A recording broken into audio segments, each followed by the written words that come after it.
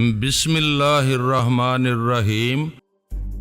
میں آپ کی ہدایت پر عمل کروں گی جب تک میدان صاف ہونے کا یقین نہیں ہوگا۔ میں آسانی کے کسی شکار کو نہیں چھیڑوں گی۔ برین آدم نے کہا، فی الوقت ٹیلی پیتھی کی دنیا میں یہی سمجھا جا رہا ہے کہ یہودی خفیہ تنظیم ہمیشہ کے لیے ختم ہو چکی ہے اور ہمارے ٹیلی پیتھی جاننے والے دیوی کے شکنجے میں رہتے ہیں۔ میں چاہتا ہوں ہمارے تمام مخالفین یہی سمجھتے رہیں۔ تم کسی کے دماغ میں جاؤ اور عمل کرو تو کامیابی ہو یا ناکامی کسی صورت میں یہ ظاہر نہ ہو کہ ہم یہودی ایک نئے سرے سے میدان عمل میں آ گئے ہیں۔ میری یہی کوشش رہے گی، میں خود کو کبھی ظاہر نہیں کروں گی۔ ویسے دیوی کی طرف سے کھٹکا لگا رہتا ہے، کئی ہفتے گزر چکے ہیں اور اس نے ہماری خبر نہیں لی۔ اس کا دست راستمائی کا ہرارے بھی ہمارے پاس نہیں آیا۔ دیوی اپنی ناکامی برداشت نہیں کرتی ہے۔ اسرائیل جیسا اہم ملک اور یہاں کے ٹیلی پیتھی جاننے والے اس کے شکنجے سے نکل گئے ہیں۔ وہ غصے میں ہمارے حکمرانوں کو چیلنج کر سکتی تھی یا انہیں نقصان پہنچا سکتی تھی، لیکن اب تک ایسی کوئی بات نہیں ہو رہی ہے۔ ایسے میں دو ہی باتیں سمجھ میں آتی ہیں، ایک تو یہ کہ اس کی خاموشی کسی بہت بڑے طوفان کا پیش خیمہ ہے یا موت نے دیوی کی ہمیشہ کے لیے خاموش کر دیا ہے۔ ہم بھی صبر و تحمل سے دیکھیں گے کہ وہ کب تک خاموش رہے گی اور جب آئے گی تو کیسی قیامتیں ڈھائے گی۔ ہم اس حد تک اطمینان ہے کہ وہ ہم دونوں تک کبھی نہیں پہنچ سکے گی۔ برین آدم نے رابطہ ختم کر دیا۔ الپا ثانی کے علاوہ دیوی کے متعلق بھی سنجیدگی سے سوچنے لگی۔ سائمن نے 12 گھنٹے میں پرانی بیٹری کو چارج کر کے دوبارہ کارآمد بنا دیا تھا۔ اس نے دیوی سے کہا، میں 2-4 روز تک خلائی زون کی اس بیٹری کو نمونے کے طور پر رکھوں گا اور دوسری تیار کروں گا۔ دیوی اس کے اندر رہ کر سمجھ رہی تھی کہ وہ بڑا ہی ذہین کاریگر ہے اور بڑی لگن سے کام کر رہا ہے، یقیناً ویسی ہی جدید قسم کی دوسری بیٹری تیار کر لے گا۔ اس کی مصروفیات کے دوران دیوی اس روبوٹ کی اسٹڈی کرتی رہی۔ وہ فولادی روبوٹ تہہ خانے کے فرش پر پڑا ہوا تھا۔ اس کا اگلا حصہ گوشت پوست کا تھا۔ اس نے پچھلے حصے کے گوشت پوست کے خول کو کھول کر اس کے اندر سے بیٹری نکالی تھی۔ اب جب تک دوسری بیٹری اس کے فولادی جسم کے اندر نہ پہنچائی جاتی تب تک اس کے پچھلے حصے پر گوشت پوست کا خول چڑھایا نہ جاتا۔ دیوی نے اس کے کمپیوٹر سے حاصل ہونے والی اہم معلومات کو ایک کیسٹ میں ریکارڈ کیا تھا۔ وہ اس کیسٹ کو سن کر یہ باتیں ذہن نشین کر رہی تھی کہ وہ روبوٹ پاور پلانر 7 کو نئی زندگی ملے گی تو اسے کس طرح کنٹرول کیا کرے گی۔ اس سلسلے میں ضروری تھا کہ وہ روبوٹ اس کی زبان سمجھتا ہو۔ PP-7 اس تہہ خانے میں آنے سے پہلے صرف خلائی زبان جانتا تھا۔ بدی اسی زبان میں اس سے رابطہ رکھتی تھی تاکہ ارضی دنیا کے لوگ ان کی باتیں نہ سمجھ سکیں۔ PP-7 کے مصنوعی دماغ میں کوئی ایک زبان فیڈ کی جاتی تو وہ پہلے فیڈ کی ہوئی زبان کو بھول کر موجودہ فیڈ زبان کو سمجھتا تھا۔ کمپیوٹر نے دیوی کو بتایا تھا کہ کس طرح اس کے دماغ سے پہلی زبان کو مٹا کر نئی زبان فیڈ کی جا سکتی ہے۔ دیوی نے اس طریقے پر عمل کر کے PP-7 کے حافظے سے خلائی زبان مٹا کر ہندی زبان فیڈ کی تھی۔ پھر کمپیوٹر ہندی زبان میں ہی اسے معلومات فراہم کرتا رہا۔ جب اسے دوبارہ زندگی ملتی تو وہ آئندہ صرف ہندی زبان ہی سمجھ سکتا تھا۔ اگر وہ کسی ٹیکنیکل خرابی کے باعث آؤٹ آف کنٹرول ہوتا اور دیوی کے لیے خطرہ بن جاتا تو وہ ایک جدید ریموٹ کنٹرول کے ذریعے اسے بالکل سٹاپ کر سکتی تھی۔ پھر جب تک وہ دوسرا بٹن نہ دباتی تب تک وہ متحرک رہنے والی زندگی نہ پاتا۔ وہ ریموٹ کنٹرول دوسرے ضروری سامان کی طرح PP-7 کے پیچھے بندی ہوئی کٹ میں رکھا ہوا تھا۔ اب دیوی نے اسے اچھی طرح سنبھال کر اپنے پاس رکھ لیا تھا۔ وہ اتنا چھوٹا تھا کہ بلاؤز کے گریبان میں ڈوب کر چھپ جاتا تھا۔ وہ روبوٹ ایک لاش کی طرح پڑا ہوا تھا۔ لاش کبھی زندہ نہیں ہوتی لیکن وہ زندہ ہونے والا تھا۔ دیوی اس کے لباس کو اچھی طرح ٹٹول کر دیکھ رہی تھی۔ کمپیوٹر نے اسے بتایا تھا کہ وہ لباس ہتھیار بھی ہے اور ڈال بھی۔ دشمن خواہ کتنے ہی خطرناک ہتھیاروں سے گولیاں چلائیں یا شعلے اگلنے والی گن چلائیں، تمام گولیاں اور شعلے اس کے لباس سے ٹکرا کر واپس ان پر حملہ کرنے والوں کی طرف جا کر انہیں ہلاک کر دیتے تھے۔ لباس میں 2 بٹن ایسے تھے جن کو PP-7 مخصوص انداز میں گھماتا تھا تو ان میں سے چاندی کی لکیر جیسی تیز چمکیلی کرن نکلتی تھی اور مقابل آنے والے کے گوشت اور ہڈیوں کو ریزہ ریزہ کر دیتی تھی۔ اس کے جوتوں کے تلے دوہرے تھے، ان جوتوں کے فیتوں کی جگہ ایک ایک بٹن تھا، اگر وہ ان بٹنوں کو دباتا تو سب سے نچلا تلا جوتوں سے فوراً الگ ہو جاتا تھا۔ اس کے بعد جوتوں کا جو تلا رہ جاتا تھا، اس تلے میں ایسی ننھی مشین اور پیچیدہ تار تھے جو پی پی 7 کو زمین سے اوپر کھینچ لیتے تھے، اسے زمین کی کشش سے آزاد کر کے تیزی سے خلا کی طرف لے جاتے تھے۔ وہ عرضی دنیا سے باہر نکل جاتا تھا۔ یوں وہ جوتے کسی بھی پاور پلانر کو ایک مخصوص روٹ پر لے جاتے ہوئے اس کے خلائی زون میں پہنچا دیتے تھے۔ دیوی ایک تو بڑی توجہ سے اس کی سٹڈی کرتی رہتی تھی، پھر طے خانے سے باہر بیرونی دنیا میں جانے سے پہلے ایسے اصول اور ترکیبیں سوچ رہی تھی جن پر عمل کرتی رہتی تو دنیا کی کوئی طاقت اسے اور اس کے روبوٹ پی پی 7 کو نقصان نہیں پہنچا سکتی تھی۔ 4 دن بعد مکینک سائمن کی سوچ نے بتایا کہ پرانی بیٹری کو کارآمد بنانے کے علاوہ اس نے ایک نئی بیٹری تیار کی ہے۔ پہلے نئی بیٹری کو آزمایا جائے گا، اگر اس نے خلائی زون کی بیٹری کی طرح پوری کارکردگی دکھائی تو پھر ایسی مزید بیٹریاں تیار کی جائیں گی۔ دیوی نے پہلے کی طرح فلائنگ کلب کے محکوم مالک کو حکم دیا کہ وہ سائمن کرسچن کو تمام ضروری سامان کے ساتھ ہیلی کاپٹر میں غار کے قریب پہنچا دے۔ اس نے حکم کی تعمیل کی۔ سائمن کو ہیلی کاپٹر کے ذریعے غار سے 1 میل کے فاصلے پر پہنچا کر واپس چلا گیا۔ دیوی شیو شنکر کی مورتی کے سامنے پرارتھنا کر رہی تھی۔ جس طرح بھگوان نے روبوٹ کی صورت میں اسے بہت بڑی قوت دی تھی، اسی طرح عارضی طور پر مردہ ہو جانے والے روبوٹ کو زندہ کرنے میں مدد کرے اور اس روبوٹ کو ہمیشہ اس کا غلام بنائے رکھے۔ سائمن طے خانے میں آ گیا۔ وہ زیبر شہر میں تنہا رہتا تھا۔ اپنے کام میں زیادہ سے زیادہ مصروف رہنے کے لیے وہ دوستوں کی محفل یا کلب وغیرہ میں نہیں جاتا تھا۔ اگر پچھلے 5 دنوں میں کوئی قریب رہ کر اسے غور سے دیکھتا تو سمجھ لیتا کہ وہ کچھ سحر زدہ سا اور خود کو فراموش کر کے ایک بیٹری تیار کرنے میں دن رات مصروف رہتا ہے۔ دیوی پوجا سے فارغ ہو کر سائمن کی مصروفیت دیکھنے لگی اور سمجھنے لگی کہ کس طرح نئی بیٹری کو روبوٹ کے فولادی جسم کے اندر رکھا جا رہا ہے، جو مختلف تار اس بیٹری سے منسلک کیے جا رہے تھے۔ ان کے بارے میں بھی وہ سائمن سے پوچھتی جا رہی تھی۔ آخر وہ بیٹری اندر سیٹ کر دی گئی۔ روبوٹ کی پشت پر گردن کے نیچے سے کمر تک جو حصہ کھڑکی کی طرح کھلا ہوا تھا، اسے سکرو کے ذریعے بند کر دیا گیا۔ اس کے اوپر گوشت پوست کے خول کو ایک زپ کے ذریعے فولادی پشت پر جما دیا گیا، پھر پشت کی طرف اس کے مخصوص لباس کے کھلے ہوئے حصے کو بھی زپ کے ذریعے بند کر دیا گیا۔ روبوٹ پی پی 7 ایک لاش کی طرح بے حس و حرکت پڑا ہوا تھا۔ دیوی نے سائمن سے پوچھا، یہ حرکت کیوں نہیں کر رہا ہے؟ کیا تمہاری نئی بیٹری کام نہیں کر رہی ہے؟ میں نئی بیٹری کو ٹیسٹ کر چکا ہوں، یہ زبردست کام کرتی ہے، یہ دیکھیے۔ پی پی 7 کی گردن کے نیچے زپ کے پاس ایک گول بٹن نما چابی تھی۔ چابی کے اطراف تیر کے نشان کے مطابق ذرا ذرا فاصلے پر خلائی زبان میں لکھا ہوا تھا، پاور وولٹیج 0 1 2 3 4۔ دیوی اور سائمن خلائی زبان نہیں سمجھتے تھے، لیکن سائمن کے میکینیکل ذہن نے سمجھ لیا۔ نہ سمجھتا تب بھی دیوی کے پاس کیسٹ میں معلومات ریکارڈ کی ہوئی تھی۔ سائمن اس بٹن نما چابی کو پاور پوائنٹ پر لایا۔ اندر سے ایسی ہلکی ہلکی آوازیں سنائی دیں جیسے تاروں میں کرنٹ دوڑ رہا ہو۔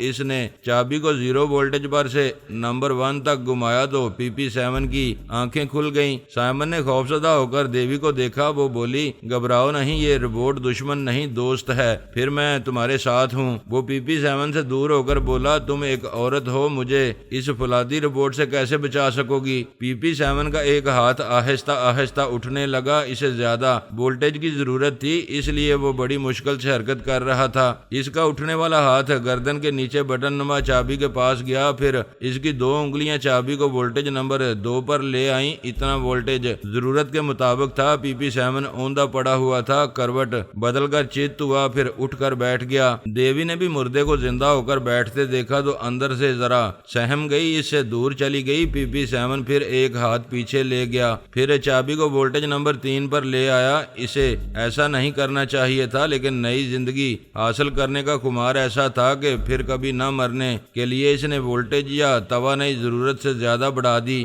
چابی کے تیر کا نشان وولٹیج نمبر 3 پر پہنچتے ہی اس کے حلق سے ایسی ہیبتناک گونجتی ہوئی چیخ نکلی کہ تہہ خانے کی دیواریں اور چھتیں لرز گئیں۔ ان پر جمی ہوئی برف کے तोदे टूट टूट कर गिरने लगे। इनकी सफेदी और धुंध में देवी, साइमन और रोबोट एक दूसरे को नजर नहीं आ रहे थे। ऐसा लग रहा था जैसे तय खाने की छत बैठ जाएगी और वो सब इसके नीचे दबकर मर जाएंगे। वोल्टेज की ज्यादती ने PP-7 में जुनूनी कुव्वत पैदा कर दी थी। वो इधर उधर चलता हुआ जिस दीवार पर हाथ मारता था वहां से बर्फ और पत्थर के टुकड़े गिरने लगते थे। इंसान सोचता कुछ है, होता कुछ है। देवी ने जो सोचा था इसके खिलाफ हो रहा था। इसकी गर्जदार आवाज से दिल दहल रहे थे। तय खाने की छत गिरती तो गोया इनके ऊपर पूरी पहाड़ी आ जाती। PP-7 अपने साथ देवी और साइमन की भी वहां कब्रें बनाने वाला था। खौफ के मारे देवी का हाथ अपने धड़कते हुए दिल पर गया तो एकदम से याद आ गया कि इसे काबू में करने वाला रिमोट कंट्रोल गिरेबान में है। इसने फौरन से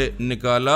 दौड़ती हुई PP-7 से जरा फासले पर सामने पहुंची, फिर एक बटन को दबाया। कमाल हो गया, तूफान थम गया। रोबोट PP-7 जहां मुतहरक था वहां अचानक साकत मुजस्मा बन गया। अभी देवी की जिंदगी बाकी थी। अर्जी दुनिया वाले और खला से आने वाले बड़े बड़े रोबोट देवी को नहीं मार सकते थे। इसे तो एक 7 साल की बच्ची दिन में तारे दिखाने वाली थी। वजारत खारजा के सेक्रेटरी ऑनर जिम ने दूसरी सुबह सुपर मास्टर के कोड नंबर कंप्यूटर के जरिए राब्ता किया तो जवाब नहीं मिला। इसने स्टील ब्रोक्स से भी इसी तरह राब्ता किया, वहां भी खामोशी रही। वो दोपहर 12 बजे तक दोनों को मुखातब करता रहा मगर जवाबन दोनों के कंप्यूटर खामोश रहे। इसने आला हुकाम को इतला दी कि दोनों की मुसलसल खामोशी तशवीशनाक है। वो दोनों अपनी खुफिया रिहाइशगाह छोड़कर चले गए हैं या बदी बदी और रोशना जैसी खलाई हसीनाओं के ताबेदार बनकर इन्होंने कंप्यूटर के कोड नंबर खत्म कर दिए हैं ताकि बैरूनी राब्ता खत्म हो जाए। इस सिलसिले में एक इजलास तलब किया गया। इसमें आर्मी के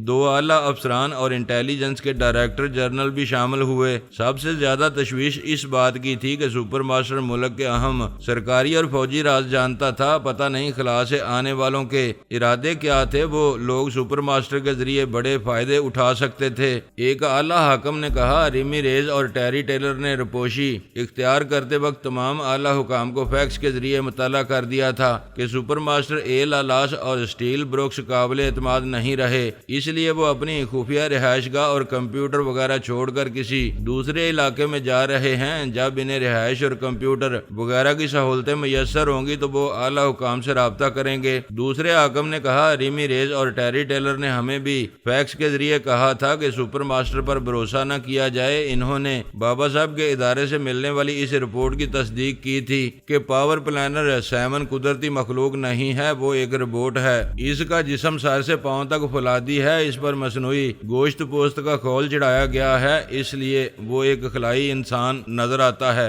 और ये हकीकत भी समझ में आ रही है कि बदी बदी रोशना और वो रोबोट पावर प्लानर हमारी दुनिया पर इख्तिदार हासिल करने आए हैं। इंटेलिजेंस के डायरेक्टर जनरल ने कहा, ये तमाम बातें हमारे इल्म में हैं। फिल वक्त हमारे लिए जरूरी है कि हम किसी भी तरह सुपर मास्टर और स्टील ब्रोक्स को तलाश करें, इन्हें गिरफ्तार करें। इनके साथ वो दोनों खलाई हसीनाएं भी हमारे काबू में आ जाएंगी और हम इन चारों से खलाई मखलूक के अजाइम के बारे में बहुत कुछ मालूम कर सकेंगे। इन्हें तलाश करना मुमकिन नहीं है। इन्होंने चेहरे, आवाज और लहजे बदल लिए हैं। कल से आज तक इन्हें फरार होने का मौका मिल चुका है। हो सकता है वो ये मुल्क छोड़ चुके हों। एक आर्मी अफसर ने कहा, सबसे पहले अपने अहम मुल्की सरमाए की हिफाजत करनी चाहिए। मसलन मरीख तक पहुंचने के लिए जदीद तर्ज के रॉकेट का जो डिजाइन और नक्शा तैयार किया गया है, लेजर शुआओं के सिलसिले में जो मजीद तहकीकात हो रही हैं, इन सब की हिफाजत के लिए सख्त इंतजामात होने चाहिए। दूसरे आर्मी अफसर ने कहा, खलाई मखलूक से मुकाबला करने के लिए हमारे पास टेलीपैथी जैसा हथियार है।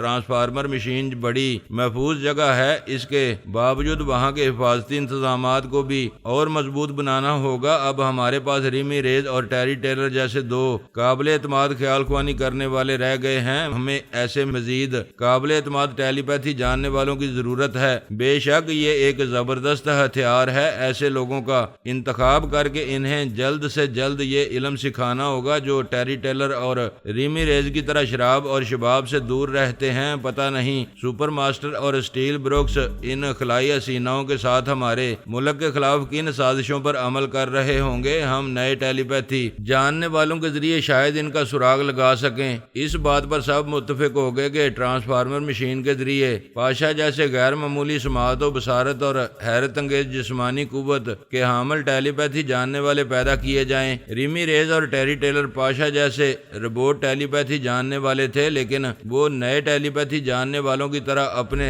روبوٹ بنانے کے لیے ان کے ساتھ مشین سے گزرنے کے لیے ہرگز نہ آتے۔ رپوش رہنے میں ہی ان دونوں کی سلامتی تھی۔ ایسی صورت میں ایک پاشا رہ گیا تھا، اسے پاگل خانے سے نکال کر پہلے تنہا مشین سے گزار کر اس کا پاگل پن ختم کرنا ضروری تھا۔ جب وہ نارمل ہو جاتا تو اس کی تمام غیر معمولی صلاحیتیں اسے از خود حاصل ہو جاتی، پھر وہ تمام صلاحیتیں نئے ٹیلی پیتھی جاننے والوں میں منتقل ہو جاتی۔ مصنوعی دماغ کے ساتھ فولادی روبوٹ تیار کرنے میں کافی عرصہ لگ سکتا تھا۔ اس عرصے میں خلائی روبوٹ ارضی دنیا میں تباہی لا سکتے تھے، لہذا فوری طور پر ان کے مقابلے میں ٹیلی پیتھی جاننے والے روبوٹ آسانی سے کم وقت میں پیدا کیے جا سکتے تھے۔ آرمی کے اعلیٰ افسر کے پاس انٹرکام رکھا ہوا تھا، اس سے اشارہ موصول ہوا۔ افسر نے بٹن دبا کر پوچھا، یس۔ دوسری طرف سے کہا گیا، سر بابا صاحب کے ادارے سے فیکس موصول ہوا ہے، کیا اسے کانفرنس ہال میں پہنچایا جائے؟ اسے فوراً لے آؤ۔ افسر نے بیل بجائی۔ بند دروازے کے باہر کھڑا ہوا مسلح فوجی جوان اندر آیا۔ افسر نے کہا، کیپٹن وکٹر جان کو اندر آنے دو۔ کیپٹن نے اندر آ کر فیکس کے صفحات دیے، پھر سلیوٹ کر کے چلا گیا۔ افسر نے اعلیٰ حکام سے کہا، بابا صاحب کے ادارے سے یہ فیکس آیا ہے، ضرور کوئی اہم بات ہوگی، میں پڑھ کر سناتا ہوں۔ لکھا ہے، اب سے پہلے ہمارے ادارے سے بار بار امریکی حکام سے رابطہ نہیں کیا گیا، لیکن ہماری ارضی دنیا کا مستقبل تاریک نظر آ رہا ہے۔ تاریک اس اعتبار سے کہ یہاں ہم ہوں گے لیکن ہماری آزادی اور خود مختاری نہیں ہوگی۔ اس سے پہلے ہم نے پاور پلانر 7 کے متعلق اطلاع دی تھی کہ وہ گوشت پوست کا مصنوعی انسان ہے اور اصل میں فولادی روبوٹ پاور پلانر 7 کہیں گم ہو گیا ہے۔ ہمارے ادارے میں خلا سے آنے والے ایمون ابابا اس فولادی روبوٹ کے اندر کی باتیں جانتا ہے۔ اس کا بیان ہے کہ وہ روبوٹ ایک نہایت طاقتور بیٹری سے متحرک رہتا ہے، اگرچہ وہ 220 وولٹ کی بیٹری ہے، لیکن ہماری دنیا کے 220 وولٹ سے بہت بہتر کارکردگی کی حامل ہے۔ اس روبوٹ کے گم ہونے کی دو وجوہات ہو سکتی ہیں، ایک تو یہ کہ اس کی بیٹری ڈاؤن ہو گئی ہے اور وہ بے جان ہو چکا ہے، دوسری وجہ یہ ہو سکتی ہے کہ وہ خلائی زون میں واپس چلا گیا ہے۔ بدی بدی نامی ایک عورت اس روبوٹ کو کنٹرول کرتی ہے اور وہ بدی بدی خلائی زون کے ایک شیطان صفت سائنسدان کی بیٹی ہے۔ اس طرح یہ اندازہ ہوتا ہے کہ شیطان کی بیٹی نے اپنے تابعدار روبوٹ کو کسی خاص اور خطرناک مقصد سے خلائی زون کی طرف روانہ کیا ہے۔ اگر یہ اندازہ درست ہے تو پھر خلا سے مزید روبوٹ آئیں گے، اور اگر پہلا اندازہ درست ہے کہ بیٹری ڈاؤن ہو چکی ہے اور ہماری دنیا میں کہیں بے جان پڑا ہے تو وہ ہماری دنیا کے کسی شیطان صفت سائنسدان کے ہاتھ لگ سکتا ہے۔ ہم اپنے طور پر اسے تلاش کر رہے ہیں، امریکی حکام سے بھی کہہ رہے ہیں کہ اسے تلاش کریں۔ ہماری دنیا کو سلامت رکھنے کے لیے تمام بڑے ممالک کو زیادہ سے زیادہ دولت اور ذرائع کام میں لانا چاہیے۔ ہمیں یقین ہے پیش نظر خطرات کو سمجھتے ہوئے فوری اقدامات کیے جائیں گے۔ سب توجہ سے سن رہے تھے۔ ایک حاکم نے کہا، بابا صاحب کے ادارے کے افراد بہت مخلص ہیں، اس دنیا کو آباد اور سلامت رکھنے کے لیے اور خلائی مخلوق سے نمٹنے کے سلسلے میں بڑی اہم معلومات فراہم کرتے رہتے ہیں۔ دوسرے حاکم نے کہا، روبوٹ کے بارے میں اگر ہمیں نہ بتایا جاتا تو ہم اسے خدا کی مخلوق سمجھتے رہتے۔ بڑے افسوس کی بات ہے کہ ہم نے جس پر اعتماد کر کے سپر ماسٹر بنایا، اسی نے ہمیں حقیقت سے بے خبر رکھا۔ آرمی کے افسر نے کہا، اب اسے سپر ماسٹر نہ کہا جائے، میرا مشورہ ہے کہ ریمی ریز اور ٹیری ٹیلر دونوں کو سپر ماسٹر کا عہدہ دیا جائے۔ ایک عہدے پر وہ دونوں بڑی کامیابی سے اس لیے کام کر سکیں گے کہ ان دونوں میں بڑا اتحاد ہے، وہ ہم مزاج ہیں اور بڑے محتاط رہنے کے عادی ہیں۔ وہ سب اس مشورے سے متفق ہونے لگے۔ آرمی کے اعلیٰ افسر نے کہا، بابا صاحب کے ادارے سے یہ فیکس بھیجا گیا ہے، بلا شبہ ہمیں خطرات سے آگاہ کیا گیا ہے، لیکن وہ ہم سے کچھ اہم باتیں چھپا رہے ہیں۔ مثلاً وہ کہتے ہیں کہ ایمون بابا اس روبوٹ کے اندر کی باتیں جانتا ہے۔ اس کا مطلب یہ ہے کہ وہ روبوٹ کے مصنوعی دماغ اور اس کے جسم کے اندرونی نظام کو سمجھتا ہے۔ کیا یہ ساری معلومات رکھنے والے نے اس روبوٹ کے اندرونی نظام کا پورا نقشہ بنا کر اس ادارے کو نہیں دیا ہوگا؟ ایک حاکم نے کہا، واقعی ہم نے اس پہلو پر غور نہیں نہیں کیا تھا۔ سان فرانسسکو میں ہمارے چوٹی کے سائنسدانوں اور جدید ٹیکنالوجی کے ماہرین کے اجلاس ہر 2 دن بعد ہو رہے ہیں۔ اگر روبوٹ کے دماغی اور جسمانی نظام کو جاننے والا ایمون ابابا ہمارے سائنسدانوں کو مل جائے تو ہم بہت جلد خلائی روبوٹ کے مقابلے میں اپنے طاقتور روبوٹ تیار کر سکیں گے۔ میں یقین سے کہتا ہوں کہ حکومت فرانس کے تعاون سے اس ادارے میں بڑی رازداری سے روبوٹ تیار کیا جا رہا ہے۔ یہ بات عقل تسلیم کرتی ہے۔ حکومت فرانس اس سلسلے میں کروڑوں ڈالر خرچ کر سکتی ہے۔ بیشتر معاملات میں حکومت فرانس سے تعاون کرتے رہے ہیں، کیا اس سلسلے میں وہ ہم سے تعاون نہیں کریں گے؟ ایک اعلیٰ حاکم نے کہا، میں ابھی فون پر ان سے بات کرتا ہوں۔ آرمی افسر نے کہا، بہت محتاط رہ کر ان سے گفتگو کرنی چاہیے۔ اگر بابا صاحب کے ادارے کا کوئی ٹیلی پیتھی جاننے والا آپ کی آواز سنے گا تو آپ کے ذریعے ہمارے اس خفیہ اجلاس کی باتیں سنتا رہے گا۔ میں یوگا کا ماہر ہوں، جب تک فون پر گفتگو کرتا رہوں آپ میں سے کوئی کچھ نہ کہے، یہاں گونگے بن کر رہیں۔ اس نے فرانس کے ایک حاکم سے رابطہ کیا، پھر کہا، آپ جانتے ہیں امریکی جاسوس دوسرے ممالک کے کتنے اہم رازوں تک پہنچ جاتے ہیں؟ ہمیں یہ معلوم ہو چکا ہے کہ حکومت فرانس اور بابا صاحب کے ادارے کے سائنسدانوں کی مشترکہ کوششوں سے بالکل خلائی روبوٹ جیسا ایک روبوٹ تیار کیا جا رہا ہے۔ فرانس کے حاکم نے کہا، تعجب ہے، ہمارے گھر میں گوشت نہیں پک رہا مگر اس کی مہک آپ کی ناک تک پہنچ رہی ہے۔ آپ اندھیرے میں تیر چلا کر وہ راز معلوم کرنا چاہتے ہیں جو راز ہے ہی نہیں۔ کیا ادارے میں امون ابابا کی موجودگی سے فائدہ نہیں اٹھایا جا رہا ہے؟ ہم نے جناب تبریزی سے کہا تھا کہ فائدہ اٹھایا جائے اور ایک روبوٹ تیار کیا جائے، لیکن وہ بڑے ہی کٹر مذہبی ہیں، کہتے ہیں زندہ متحرک مخلوق صرف خدا پیدا کرتا ہے، ہمیں روبوٹ جیسے کھلونے نہیں بنانے چاہیے۔ یہ مسلمان مذہب کے معاملے میں لکیر کے فقیر ہوتے ہیں، جو ان کا دین کہتا ہے وہ اس سے بال برابر بھی ہٹ کر عمل نہیں کرتے۔ آپ نے یہ نہیں پوچھا کہ خلا سے روبوٹ آئیں گے تو وہ اپنی اور فرانس کی حفاظت کس طرح کریں گے؟ جناب تبریزی نے کہا ہے، ہر داؤ کا توڑ ہوتا ہے۔ بابا صاحب کے ادارے کے ٹیلی پیتھی جاننے والوں نے روبوٹ کا توڑ معلوم کر لیا ہے، پھر تو ہمیں بھی معلوم ہونا چاہیے۔ ابھی اس ادارے سے ایک فیکس آیا ہے، اس میں لکھا ہے کہ ہم سب کو مل کر خلائی روبوٹ کا مقابلہ کرنا چاہیے۔ ہمیں تو یہ کہہ کر مطمئن کیا گیا ہے کہ ان کے پاس توڑ ہے، مگر وہ کیا ہے یہ نہیں بتایا گیا۔ عرصہ دراز سے فرہاد اور اس کے ٹیلی پیتھی جاننے والوں نے ہمارے اعتماد کو بھی دھوکہ نہیں دیا، اس لیے ہم ان پر اندھا اعتماد کرتے ہیں۔ یہ اندھا اعتماد کسی دن بہت نقصان پہنچائے گا۔ سوری، اپنے گریبان میں جھانک کر دیکھو، صرف ایک ہفتے پہلے تمہارے 4 روبوٹ ٹیلی پیتھی جاننے والوں نے فرانس کے تمام حکام اور اکابرین کو تنظیمی عمل کے ذریعے غلام بنانے کی کوششیں کی تھیں، مگر مدام سونیا نے میدان عمل میں آ کر انہیں امریکہ واپس بھاگنے پر مجبور کر دیا۔